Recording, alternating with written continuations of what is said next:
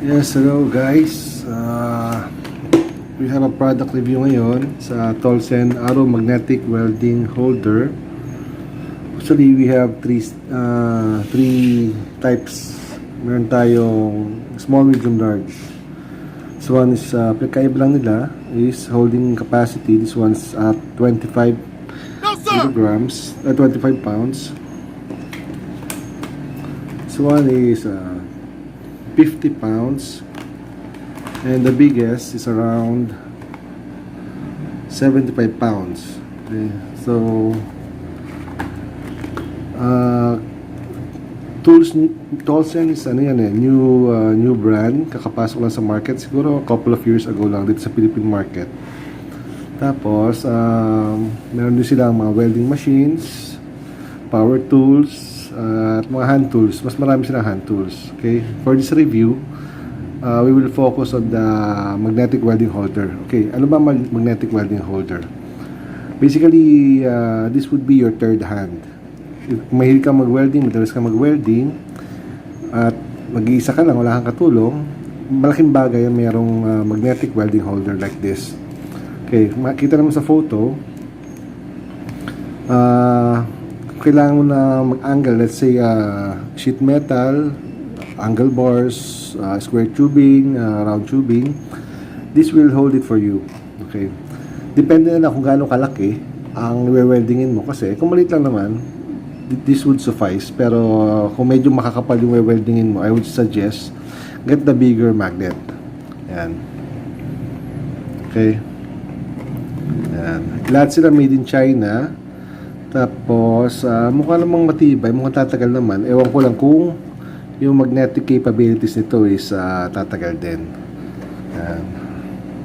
Okay, I got this from SHOPEE. Price is, kung di ako nagkakamali, of course, the most expensive is the biggest one, around 600 siguro, 500 to 600.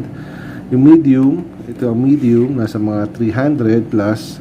And this one, the smallest, is around nasa mga 130, 140 pesos. Yan. So, I got two small.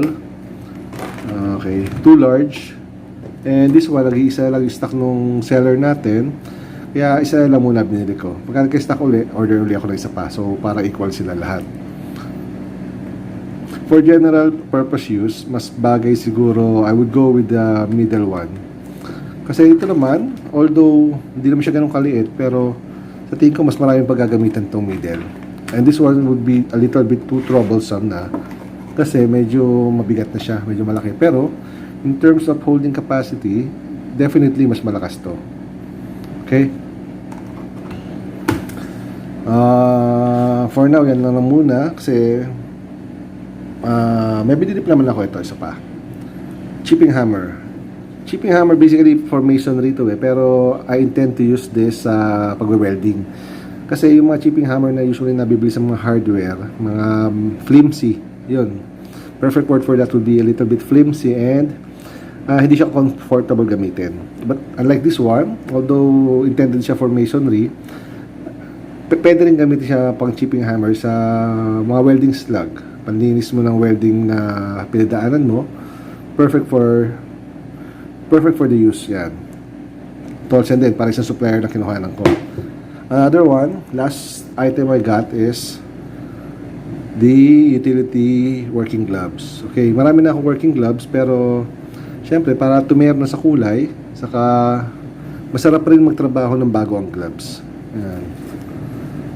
Yan. Of course, hindi siya kasing comfortable ng mga mechanics glove ko, pero I think this would be perfect for welding na rin. Yan, additional protection, and syempre less ngalay sa kamay pagka naka-gloves ka. Mas you could work longer periods of time using gloves. Okay, till next time guys. Thanks for watching.